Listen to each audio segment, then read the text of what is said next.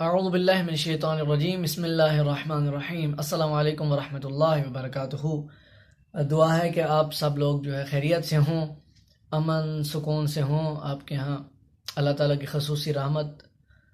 اللہ تعالیٰ نازل فرمائے۔ تو آج کی جو ہماری ویڈیو ہونے والی ہے، جو ہمارا ٹاپک ہونے والا ہے، وہ خصوصاً طور پہ خواتین کے لیے ہے، میری ماؤں بہنوں کے لیے ہے، لیکن اس کو جو ہے ہر کوئی سن سکتا ہے، آپ کے بچے بھی سن سکتے ہیں، تاکہ ان کے بھی نالج میں اضافہ ہو۔ یہ خواتین کے لیے اس لیے ہے اس حوالے سے کیونکہ اس میں اللہ تعالیٰ نے اپنے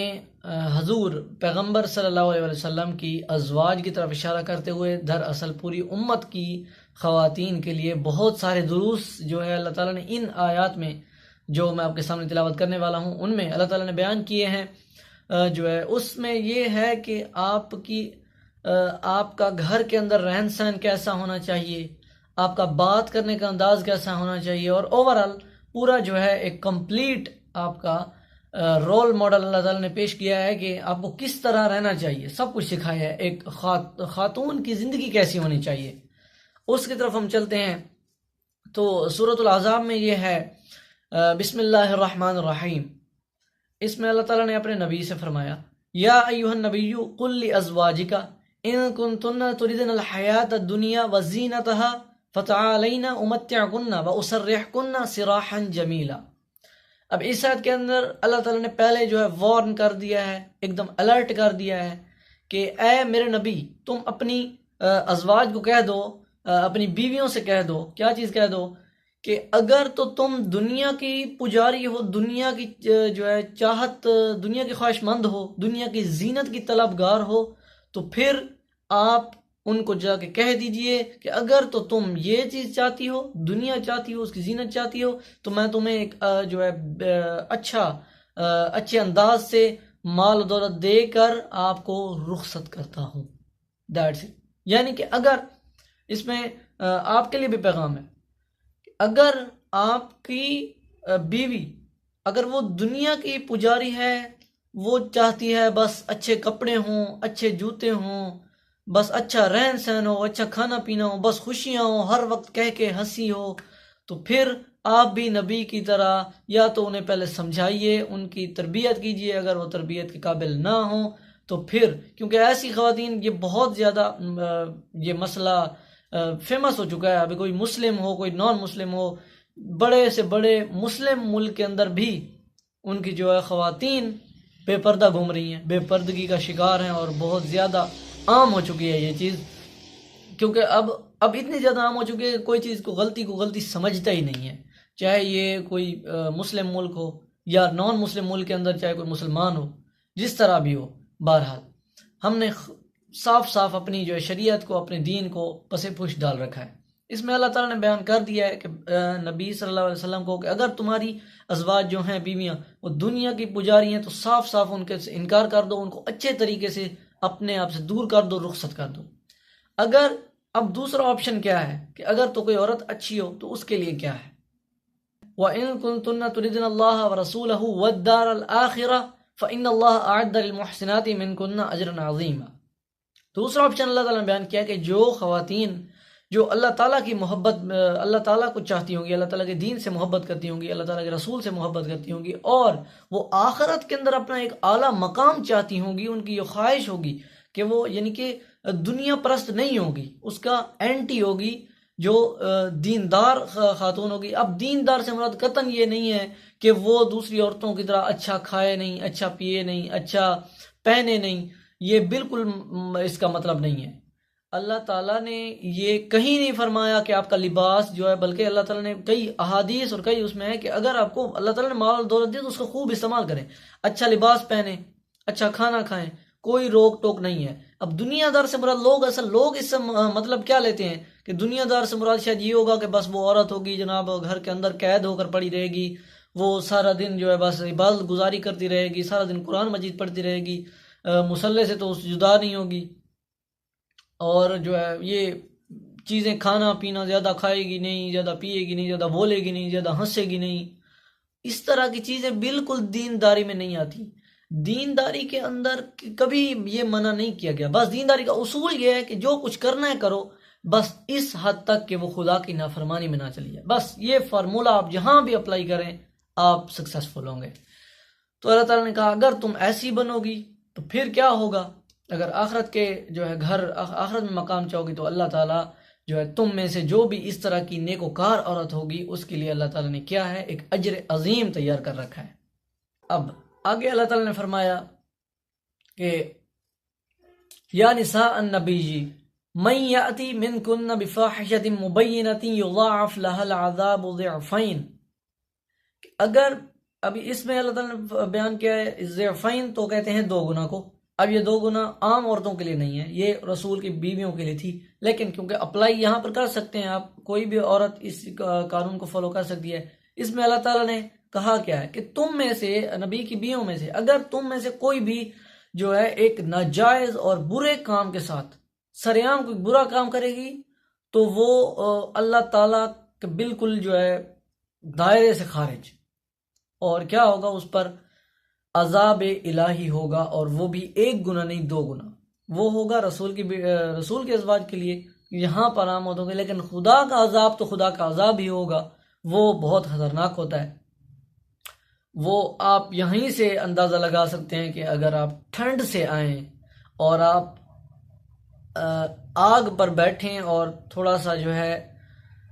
تاپیں خود کو تو آپ کے ہاتھ تھوڑی دیر کے لیے تو گرم ہوتے ہیں، اس کے بعد آپ ہٹا لیتے ہیں. سردی سے آ رہے ہوتے ہیں یقین مانیں، اور پھر بھی آپ سے وہ ہیٹ جو اس کی ہوتی ہے وہ کچھ سیکنڈ سے بھی زیادہ برداشت نہیں ہوتی، چاہے آپ کے ہاتھ پہلے سے ٹھنڈے بھی ہوں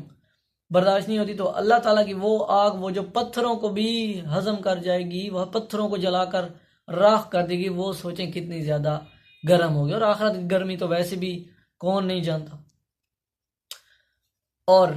دوسری بات، اب اس کے بعد اب اس کا اینٹی کیا ہوگا؟ یہ تو ہوگا کہ برے کاموں کے ساتھ جو آئے گی. اس کے بعد وَمَن يَقْنُتْ مِنكُنَّ لِلَّهِ وَرَسُولِهِ وَتَعْمَلْ صَالِحًا نُؤْتِهَا أَجْرَهَا مَرَّتَيْن. اس میں پھر اس کے لیے جہاں پر عذاب بھی دگنا تھا یہاں پر ان کے لیے ثواب بھی دگنا ہوگا. ثواب ویسے بھی اللہ تعالیٰ جو ہے لا تعداد دیتا ہے، اس کو بس آپ ایک بار امپریس کرنا ہوتا ہے. جیسے ہم دنیا کو امپریس کرنے میں لگے رہتے ہیں ویسے اللہ تعالیٰ کو ایک بار امپریس کرنا پڑتا ہے.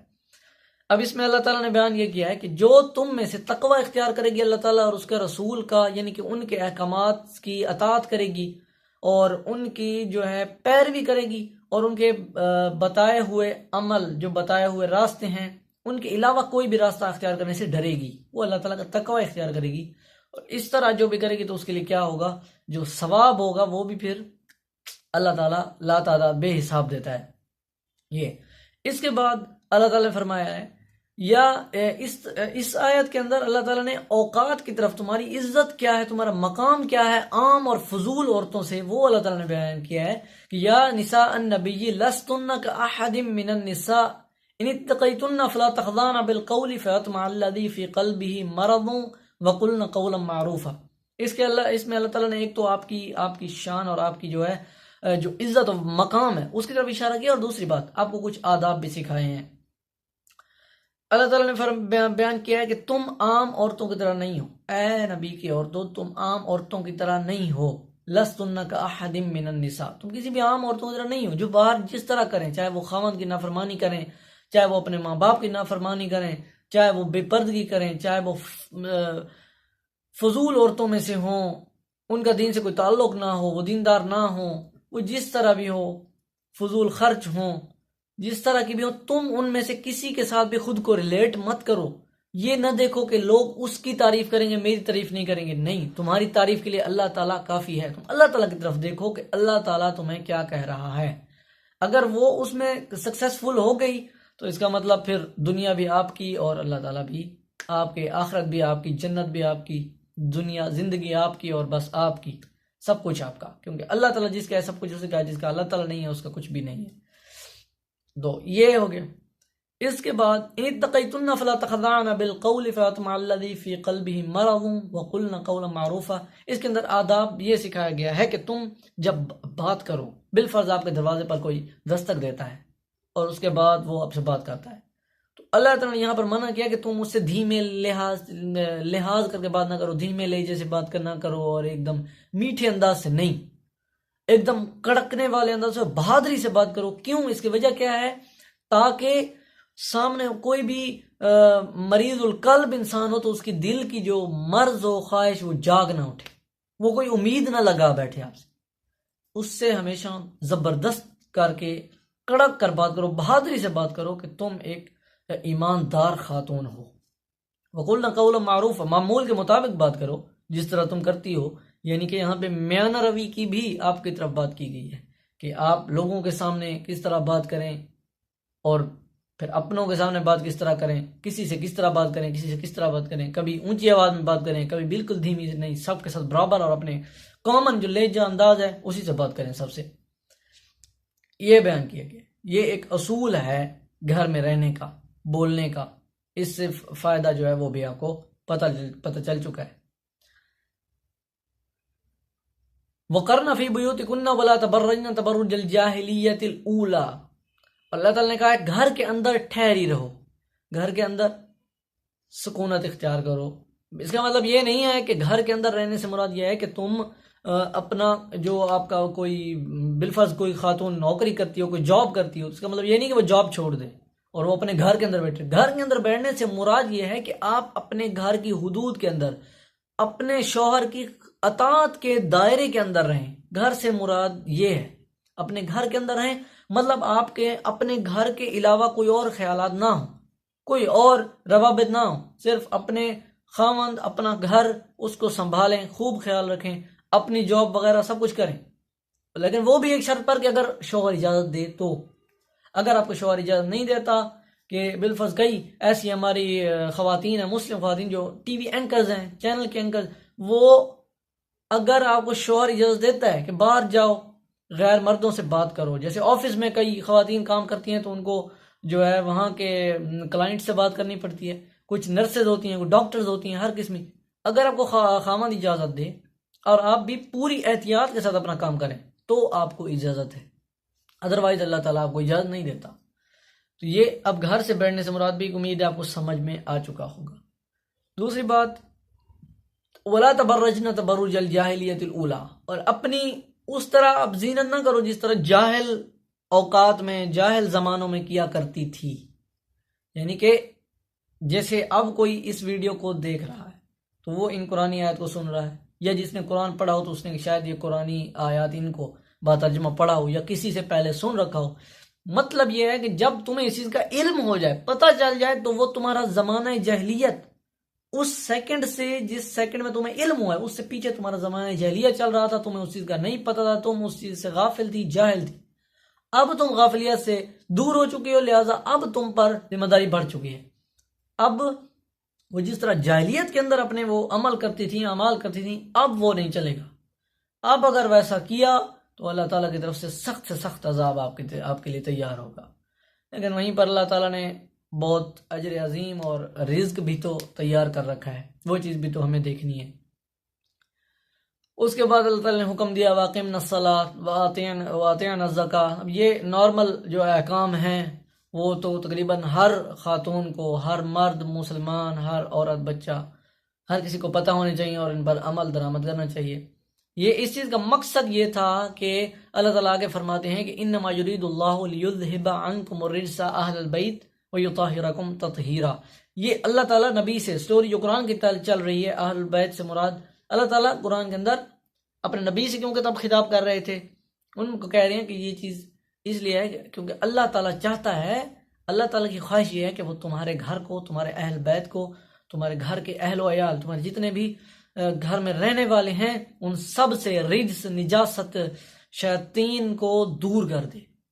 جو غلاظت ہے، ہر قسم کی غلاظت، دل کی غلاظت،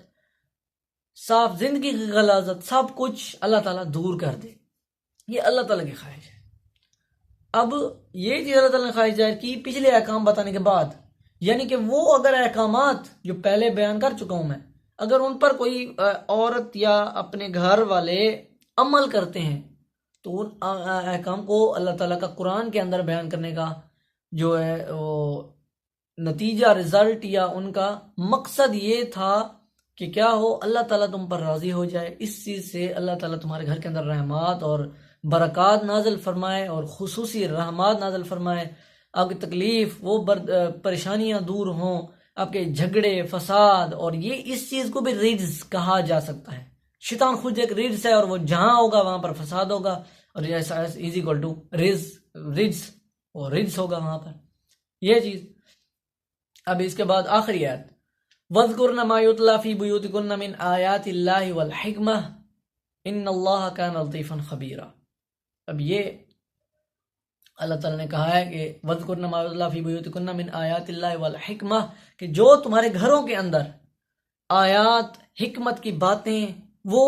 کہی جا رہی ہیں، ان کا تذکرہ کیا جا رہا ہے. اگر وہ تمہارا خاوند اس طرح کی تذکرہ کر رہا ہے، تمہارا کوئی بیٹا یا تمہارا کوئی بھائی، اس طرح کی چیزیں اگر تمہارے کان تک اس طرح کے پیغامات پہنچے تو ان پر غور کرو. اللہ تعالیٰ کی آیات خود بھی پڑھو، قرآن ہر گھر میں موجود ہے. وہ تو ایک عام سا پیغام ہے کہ قرآن ہر کسی کو پڑھنا چاہیے، کیونکہ کوئی مرد ہو کوئی عورت ہو، اس کے لیے یہ نہیں ہے کہ مرد میسج پڑھے کسی کا، عورت نہ پڑھے. نہیں، ہر کسی کے پاس فونز ہیں، ہر کسی کے پاس سیل فونز ہیں، ہر کوئی اپنے وہ کر رہا ہے رابطے، ہر کوئی اپنے میسج وغیرہ پڑھ. اسی طرح اللہ تعالیٰ کسی سے میسج میں بھی آپ کی رکاوٹ ہو سکتی ہے کہ فلاں غیر مرد ہے، اس کے ساتھ آپ کال میسج نہیں کر سکتے، کسی کے ذریعے کوئی بات پہنچانی ہو تو پہنچا دیں، نہیں کر سکتے. لیکن اللہ تعالیٰ کا کسی کے ساتھ کوئی کسی قسم کی رکاوٹ نہیں ہے کہ اس کا قرآن ہے کوئی بھی پڑھے، کسی وقت بھی پڑھے، اس کو سمجھے. کسی کے لیے وہ نہیں ہے تنگی کہ وہ نہ پڑھے اس کے لیے اچھا نہیں ہے، وہ نہ پڑھے اس کے لیے اچھا نہیں ہے، یا یہ نہ پڑھے، یا ابھی وقت اس کو نہیں پڑھا. کسی قسم کی کوئی بھی رکاوٹ نہیں ہے. جب پڑھیں آپ کو روشنی ملے گی، نور ملے گی اور ہدایت ملے گا. اسی پیغام کے ساتھ میں آپ سے اجازت چاہوں گا. والسلام علیکم ورحمۃ اللہ وبرکاتہ.